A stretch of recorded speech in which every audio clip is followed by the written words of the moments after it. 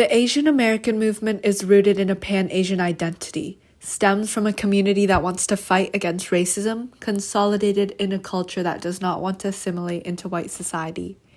It flourished in the 1960s to 1970s and was partially inspired by the Black liberation movement with goals to seek greater economic, political, and social equality. Targeted towards Chinese immigrants, this forced foreign miners to pay $20 per month for the right to mine in California.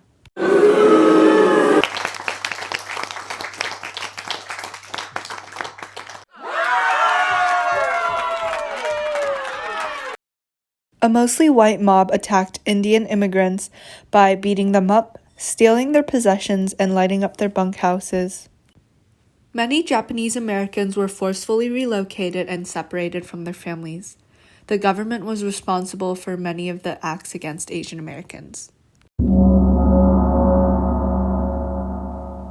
The Asian American movement fought back in a variety of ways, from boycotts to strikes to protests, spurring change and making several achievements. In 1905, Chinese business people boycotted American goods, which caused some improvement in the way Chinese immigrants were treated. 1943, the Magnuson Act passed, which repealed the Chinese Exclusion Act and gave citizenship to Chinese people already in the U.S.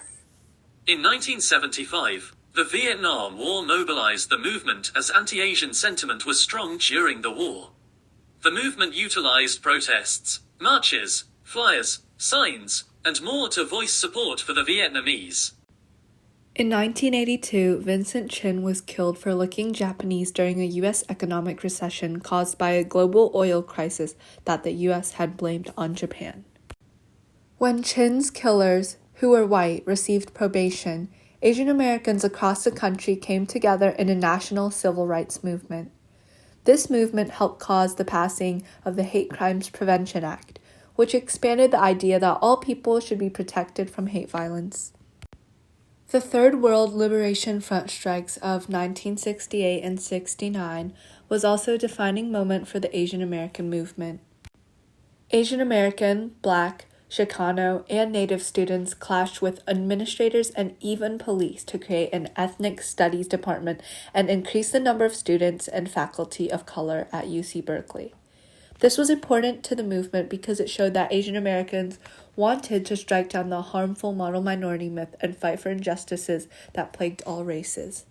The Asian American Political Alliance at Berkeley was formed, with some accomplishments of the movement including the creation of community service programs and health clinics, as well as a new sense of self-determination. Asian Americans for Equality helped preserve affordable apartments in Manhattan's Chinatown, and activists managed to get local governments to cough up relocation assistance for residents and small businesses forced to move.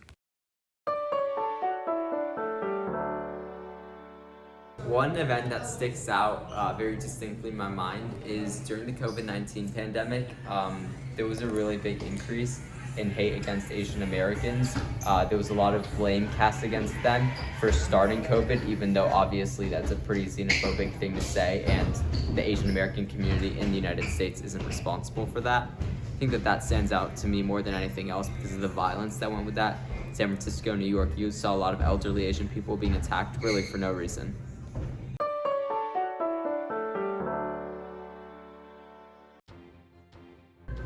Do you see enough Asian Americans in the media and represented politically today? Do you think there's enough of that? With Harris as VP and Andrew Yang as like the political candidate for president. But I still feel like there's not enough. There's a really big lack of Asian American representation in the media and politics.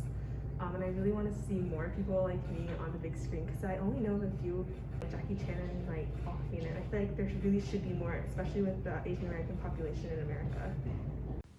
Today, the Asian American movement continues to fight for equality, stop Asian hate, and get justice for hate crimes while helping those affected by it. Additionally, it works to increase representation in the film industry, corporate boards, and to combat discrimination and racial stereotypes.